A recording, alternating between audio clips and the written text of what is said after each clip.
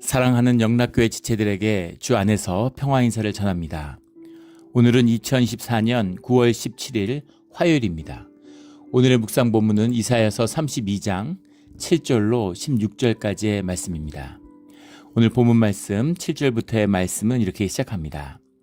보라, 그들의 용사가 밖에서 부르짖으며 평화의 사신들이 슬피 곡하며. 이 용사와 평화의 사신은 정반대되는 표현처럼 보이지만 평행절이죠. 같은 말입니다. 지금 역사적으로는 이제 산헤립의 위협, 아수르의 예루살렘 공략을 눈앞에 두고 있죠. 그런 역사적인 시점과 맥락이 다 있는데, 어떻게든 평화롭게 금과 은을 싸가지고 가서 어떻게든 뇌물로 산헤립의 마음을 좀 위로해 보려고 하는데, 그런데 택도 없는 것이죠. 예루살렘의 항복을 요구하고 있는 겁니다. 오히려 잘해보려고 했던 금과 은이 오히려 화를 불렀어요. 용사들은 밖에서 부르짖고 있는 거죠. 용사들이 부르짖고 있는 이유는 용사들도 이제 한 번 포위가 당했고 이미 이 소아시아 일대를 전부 다 석권한 그 제국의 침략을 앞두고 있는데 죽을 날을 눈앞에 두고 부르짖고 있는 것입니다. 이거 은유적인 표현이죠. 살 길이 없는, 싸워도 안 되는 거 알고 평화를 맺으려고 해도 안 되고 이래도 안 되고 저래도 안 되는 그런 절박한 상황에서 부르짖는 것이죠. 그런데 이렇게 절박한데 34년 전체의 그 주제를 담고 있는 말씀이기도 하지만 왜 주님께 부르짖지 않을까? 왜 주님께 구하지 않을까? 날마다 제사를 드리는데 그것이 실제가 아니기 때문인 거죠. 믿지 않기 때문입니다. 믿는다고 얘기하고 입만 열면 하나님 얘기를 하지만 성경의 말씀을 입에 달고 살지만 그게 나의 실제가 아니죠. 진짜가 아니에요. 그러니까 제일 먼저 그것이 떨어져 나가는 거죠. 급한 일이 생기면 우리 교회에서 보면 주일이 제일 먼저 희생되잖아요. 손님이 오거나 무슨 바쁜 일 있으면 항상 주일날 하죠. 그런 겁니다. 사실은 삶의 가장 짜투리 시간이었던 거죠. 여유가 생기면 한번 가볼 수도 있는데 뭔가 급하고 바쁜 일 있으면 제일 먼저 희생되는 거죠. 근데 그게 실제라면, 그게 진짜라면, 그 본질의 세계를 보았다면 그게 첫 번째, 그 이상이 되겠죠. 그걸 모든 것에 가장 우선에 두는 겁니다. 8절에 대로가 황폐하며 행인이 끊어지며 대적이 조약을 파하고 성읍들을 멸시하며 사람을 생각하지 아니하며. 이 현상의 세계가 이제 격동하고 있는 겁니다. 무너져 내리는 거예요. 그 대표적인 게 조약을 파하고, 조약이라는 것이 국가 간의 약속이잖아요. 사회의 질서죠. 세상의 질서예요. 근데 그것들이 다 무너진다는 거죠. 대로가 황폐하고 행인이 끊어지고 사람을 생각하지 아니하며. 사람의 가치, 인간의 가치가 세상에서 가장 소중한 거잖아요. 그거보다 중요한 게 뭐 있겠어요. 하나님이 만든 피조물 중에서 가장 귀중한 것이 인간이죠. 인간의 가치라는 것이 얼마나 소중합니까? 주님이 그것을 위해서 목숨을 버리셨어요. 그거보다 더 가치 있고 의미 있는 게 뭐가 있겠습니까? 그런데 현상의 사람들, 본질을 모르는 사람들은, 가짜로 사는 사람들은 인간의 가치를 우습게 알아요. 돈이 중요하고 물질이 중요하다고 생각하지 사람이 중요하다고 생각하지 않는 거죠. 사람을 가볍게 여기는 것, 그 특징이죠. 그래서 늘 본질의 역사, 본질을 추구하는 사람들이 이기게 돼 있습니다. 선거 때가 되면 많은 게 이슈가 되는데 사람들이 늘 그런 얘기 많이 해. 선거 전문가들이 먹고 사는 문제가 제일 중요하다. 경제 이슈를 붙잡는 사람이 이긴다고 그럽니다. 경제 이슈를 잡은 사람들이 이긴대요. 그런데 실제 선거를 보면 그렇게 되지 않죠. 자유를 얘기하고 자유의 가치, 자유와 삶의 가치, 정의를 부르짖는 사람들이 종종 이기곤 하죠. 그게 이슈가 되지 않을 뿐, 그게 가짜니까 이슈가 안 되는 것뿐이지, 그게 사람의 본질적인 가치의 문제에서 도전을 던지면 그게 늘 승리합니다. 그게 왜 그러냐면 아무리 돈을 얘기하고 아무리 경제를 얘기해도 자유와 평등과 삶의 가치와 정의를 얘기하는 것이 삶의 에너지 레벨이 훨씬 높아요. 비교가 안 되게 높습니다. 그래서 그렇게 충돌하면 항상 자유의 가치가 이기게 돼 있어요. 2차 세계대전 때 보면 일본과 미국이 격돌했는데 많은 이제 그 전문적이지 않은 사람이 애초부터 전쟁이 되지 않았지. 미국의 국력이 압도적인데 그런데 뭐 1943년 후반기부터 44년에 들어가면 미국의 이제 그 자원 동원법 같은 게 이제 작동하기 시작하니까 어마어마한 격차를 만들어내죠. 근데 그 전에도 42년, 43년에도 전쟁에서 미국이 이겼습니다. 미드웨이 해전. 미국이 절대적으로 열세에 있었는데 미국이 이겨냈어요. 예. 과달카날 이런 데서의 전투 이런 데 보면 미국이 정말 용맹하게 싸우고 미국이 이겨내는 걸 보게 되죠. 근데 그 전투를 평가하는데 물량이 밀려서 일본이 졌다. 이런 이때 일본이 항공모함이 초기에 더 많았죠. 그런데 그 전쟁의 결정적인 게 뭐냐면 뒤에 이제 일본도 인정하는 것이죠. 왜 일본이 패했는가를 쭉 분석하는데 그 중에 가장 문제, 일본 군대의 가장 문제, 무적의 군대다. 진 적이 없다. 과달카날 전투가 일어나기 전까지 일본 육군은 패한 적이 없다. 막 이런 신화와 같은 것을 주장했는데 일본은 왜 패했을까? 첫 번째가 인명경시입니다. 사람을 귀하게 여기지 않아요. 예. 그 조종사 이런 거 다 갈아 넣어버리고 사람들 막 만세 돌격시키고 예. 그게 처음에는 막 공세적이고 뭔가 막 멋있게 싸우는 것 같지만 그게 결국은 독이 돼서 일본을 망쳤다는 거죠. 예. 그런 것처럼 사람을 귀하게 여기는 일본은 미국은 이제 조종사를 귀하게 여기는 거 조종사를 구출해 오려고 그러고 무모하게 사람들 목숨을 희생시키지 않고 사람을 귀하게 여기는 게 막 목숨을 걸고 돌격하고 막 만세 돌격하고 이러면은 잘 싸울 것 같지만 결국 그런 사람들이 이길 수 없습니다. 유럽에서의 마찬가지죠. 왜 프랑스나 독일이 프로시아 같은 나라들이 영국에 졌을까? 영국의 자유와 민권이 더 높았기 때문이에요. 생명의 가치를 더 존중했기 때문입니다. 로마 시대에도 마찬가지죠. 로마가 어떻게 그 주변에 있는 나라를 다 물리쳤을까? 로마는 시민들이잖아요. 그 나라의 주인들이 나와서 싸우는 거고 다른 나라의 군대는 노예들이에요. 시민과 노예가 싸우면 누가 이기겠습니까? 시민이 이기는 거죠. 그런 가치와 의미를 추구하는 그것이 역사의 진보인데 역사가 자연스럽게 진보되느냐 사람들이 각성돼서 진보하느냐 천만의 말씀이죠. 역사는 진보하지 않아요. 역사가 진보하는 것은 주님의 섭리가 작동하기 때문입니다. 한국의 민주주의 이런 거 보십시오. 점점 퇴보하잖아요. 국회 이런 데 보면 기가 막혀서 입이 다물어지지 않죠. 정치가 점점 더 천박해지고 점점 더 퇴보해요. 왜 정치는 점점 더 퇴보할까요? 좀 국회의원의 60%가 전과자라고 그러는데 미국도 엉망진창이죠. 미국의 민주주의도 점점 퇴보하고 있다고 얘기하잖아요. 이제는 만장일치 배심원 만장일치 중대범죄 지금 판결을 받은 사람이 범죄자예요. 그런데 유력한 지금 당선 유력한 대선 후보입니다. 기가 막힌 얘기죠. 있을 수 없는 얘기예요. 얘네 꿈도 꿀 수 없는 얘기입니다. 한국도 그렇죠. 예전에는 기소를 받아도 검찰에서 기소가 아니라 소환만 받아도 정계 은퇴하고 그랬잖아요. 기소당하면 당연히 은퇴하는 거고. 근데 지금 큰 소리 꽝꽝 치고 1심, 2심에서 고법에서 확정 판결을 받아도 큰 소리 꽝꽝 치면서 요즘 구속도 안 하니까 시간 질질 끌면서 막 5년, 10년씩 막 시간 끌면서 국회의원 임기 다 마치고 막 이러죠. 정치가 점점 퇴보해요. 이상한 게 아니라 원래 이런 겁니다.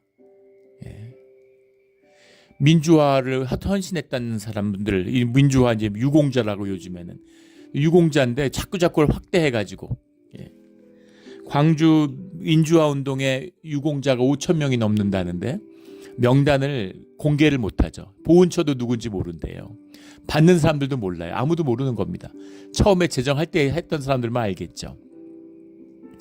근데 광주하고 아무 인연도 없는 사람들 이런 그 정치인들이 전부 그 안에 들어있다는 거 아니에요? 의혹이지만 그걸 열어봐야 되는데 법으로 열지도 못하게 해놨어요. 유공자가 누군지를 알고 그 유공을 기리고 그걸 본받으라고 유공자를 만든 거잖아요. 근데 정부 돈을 나눠 먹는 부패하는 것이죠. 사회 민주화를 위해서 헌신한 것은 귀하고 가치 있는 일입니다. 인간의 가치를 위해서 민권을 위해서 희생했다. 의미 있고 소중한 것이죠. 근데 우리가 절대 잊지 말아야 할 것이 있는데 절대 민권운동이나 그 희생으로 인해서 그것이 성취되는 건 아니라는 겁니다. 주님의 은혜가 있어야 돼요. 주님의 섭리가 작동해야 되는 겁니다. 한국은 막 민주화에 피를 뿌렸는데 피를 전혀 뿌리지 않는 대만도 민주화됐죠. 프랑스는 대혁명을 갖고 수많은 사람이 죽었는데 사람이 죽지 않은 영국도 프랑스보다 더 민주화됐습니다. 피를 희생이 가치 없다는 의미가 아니죠. 가치 있어요. 하지만 인간이 만드는 것은 아니라는 거예요. 북한은 더 많은 사람들이 수백만 명의 피를 흘렸죠. 근데 민주화는커녕 점점 더 퇴보하잖아요. 퇴보의 극단적인 경우를 보여주고 있죠.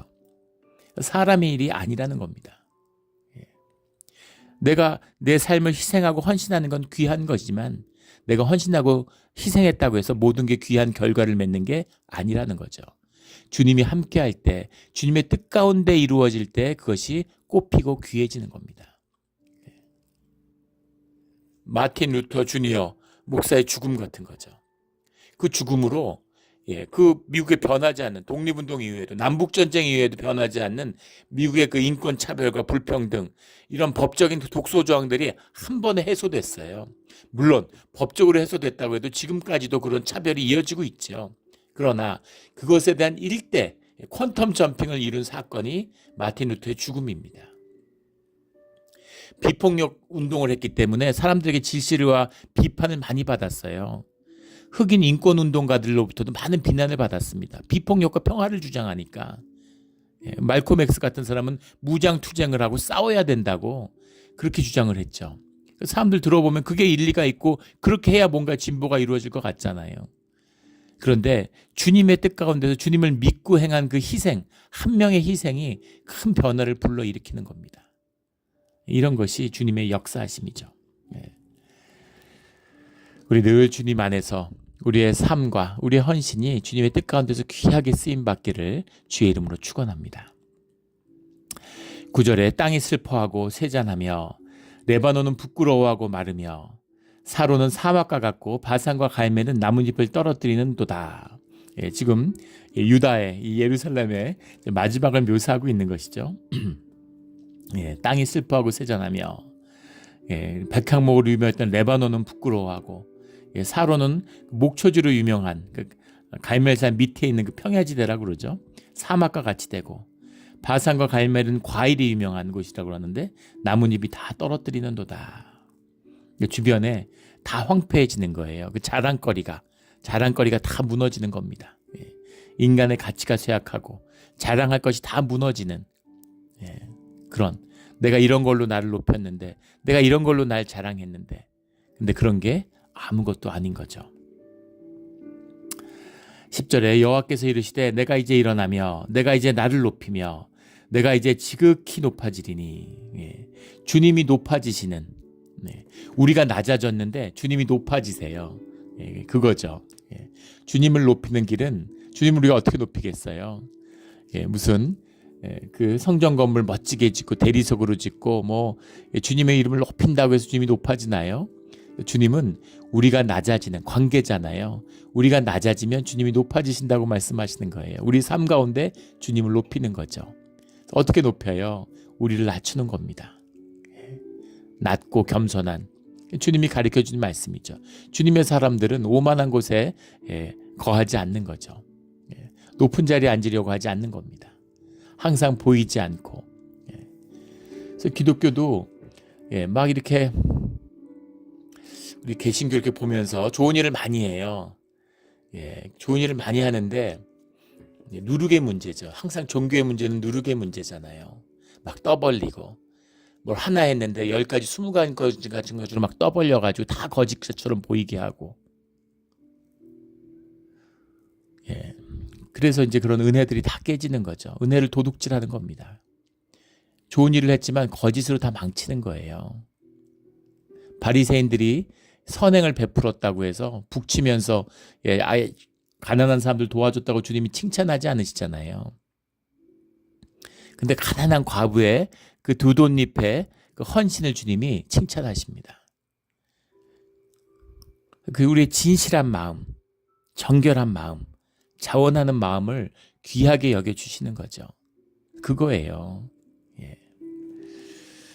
그래서 우리가 그 소박하고 낮은 자리에 임할 때 주님이 귀하고 높임을 받게 되는 거죠.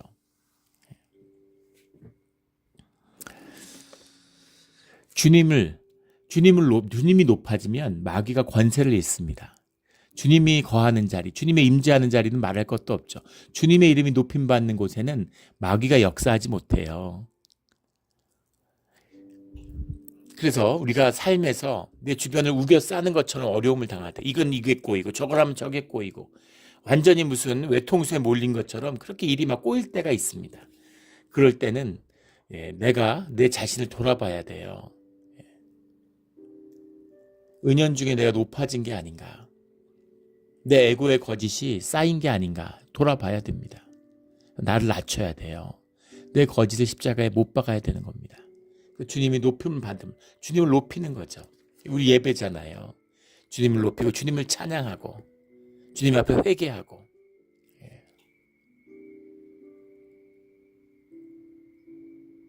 주님이 높임 받을 때, 그럴 때 내가 낮아질 때, 그럴 때 주님의 임재와 영광이 나타나는 것이죠.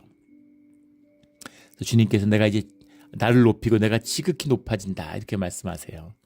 예루살렘 지금 망하기 직전인데 지금 주변 다 황폐하고 나라 다 그냥 껍데기 됐는데 그 상황에서 주님이 높임을 받으시는 거죠. 남은 자의 진실이 드러나고 그들이 예배로 주님을 높이는 그 영광을 주님이 받으시는 겁니다. 우리 그런 예배를 드리는, 항상 우리가 낮아짐으로 주님을 높이는 우리의 신앙의 자리가 되기를 주의 이름으로 축원합니다. 11절에 너희가 결을 잉태하고 집을 해산할 것이며 너희의 호흡은 불이 되어 너희를 삼킬 것이며. 재미있는 표현이죠. 결을 잉태하고 집을 해산할 것이며. 잉태하고 해산한다는 게 사람에게서 가장 중요한 일이죠. 가족의 중심, 가족 중에 제일 중요한 게 뭐겠어요? 아이를 잉태하고 해산하는 것입니다. 목숨을 걸죠. 지금도 아기 낳다가 죽는 사람들이 많습니다. 그 통계를 보면 옛날에는 말할 것도 없죠. 2명 중에 1명이 사망했다는 거 아니에요. 목숨을 걸고 애를 낳는 건데 이 아이가 주는 생명의 기쁨 때문에 그 고통을 넘어서는 거죠. 생명의 비밀이 들어있죠. 그게 가족에서 가장 중요한 사건이고, 애를 가지고 애를 낳는 거, 애를 키우는 게 가족의 중심에 있잖아요. 가장 중요한 일이고 가장 의미 있고 가치 있고 보람 있는 일이죠. 저희 애들 엄마도 지금 벌써 이제 10년이 됐어요. 10년 전에 그 떠날 때 마지막에 아주 재미있고 또 행복했다고, 보람 있는 그런 삶이었다고 주님께 감사하는 기도를 드리고 마지막에 정신이 맑아졌을 때 참 믿기지 않는 그런 모습을 봤습니다. 그러면서 자기가 제일 잘한 일은 아이들 낳은 일이고, 아이를 더 낳았어야 되는데, 애를 셋을 낳고 갔는데 5을 꼭 낳았어야 되는데 아이를 더 안 낳은 게 너무 아쉽다 이렇게 얘기를 하고, 그게 제일 후회되는 일이고, 애를 안 낳은 거. 또 하나는 이제 학교 오래 다닐 필요 없었는데 학교 다닌 게 후회된다 이런 말을 했어요. 박사 받고 뭐 대학원 다니고 이런 거 왜 괜히 그런 걸로 인생을 낭비했다 이런 얘기를 하더라고요. 아이를 낳는 게 소중한 것이죠. 그런데 가장 소중한 것인데 결을 잉태하고, 셰프라는 말이죠. 영어로 하면 셰프, 하사스라는 말인데, 하사스라는 말이 영어로는 셰프입니다. 셰프에 이게 그 이런 거 우리말로 진짜 겨죠. 집이라고 하는 것은 이제 카스 이런 말인데, 뭐 영어로 하면 스터블 뭐 이런 거죠. 근데 겨와 집, 이 가장 가치 없는 거의 상징이잖아요. 곡식을 까부르고 남은 껍데기가 겨고, 그런 걸 다 턴 그 줄기가 집이죠. 다 태우는 거잖아요. 겨는 뭐 태우지도 못하죠. 겨는 날려버리는 거고, 집이라는 건 모아서 태우는 거죠. 근데 겨를 잉태하고 집을 해산한다. 아무 가치 없는 것. 이 우리의 인생이잖아요. 우리의 인생. 아무 의미 없는 것. 학위 쌓고, 뭐 좋은 직업 갖고, 돈 벌고, 뭐 좋은 집 갖고, 집이 편안하고 그 좋은 집이 산다는 건 좋은 일이죠. 그런데 멋들어진 집을 짓고 집을 크게 짓고, 막 집을 남한테 자랑하거리고 떵떵거리고 좋은 차 타고, 좋은 시계 차고, 저는 시계를 안 차는데 시계 차면 안 좋죠. 땀 차고, 시계 차도 좋을 게 뭐가, 휴대폰에 시간이 있으니까 휴대폰이 나온 다음부터 이제 그 시계를 안 찹니다. 근데 이제 시계 시장이 이제 다 사라질 거라고 그랬는데, 인간의 본성을 너무 모르는 거죠. 시계 시장이 점점 더 커진다는 거죠. 깜짝 놀랐는데 롤렉스가 1년에 100만 개를 만들어 판답니다. 롤렉스라는 게 고급 시계의 대명사잖아요. 결혼할 때 예물 시계. 근데 그 스위스에는 그 장인들을 다 동원해 가지고 맥시멈으로 돌릴 수 있는 최대치가 100만 개래요. 그게 보통 비싼 시계가 아니잖아요. 근데 그걸 어떻게 100만 개를 만들어 팔겠습니까? 더 만들면 더 팔겠죠. 그런데 그게 막 밀려가지고 사고 싶어도 못 사고 뭐 중고 시장이 그렇게 활성화돼 있고 어떤 건 중고가 더 비싸대요. 그 무거운 시계를 그걸 왜 차고 다니겠습니까? 그 시계가 자기를 빛내준다고 믿기 때문이죠. 그 시계가 가치가 있어서 자기의 가치를 높여준다고 믿기 때문입니다.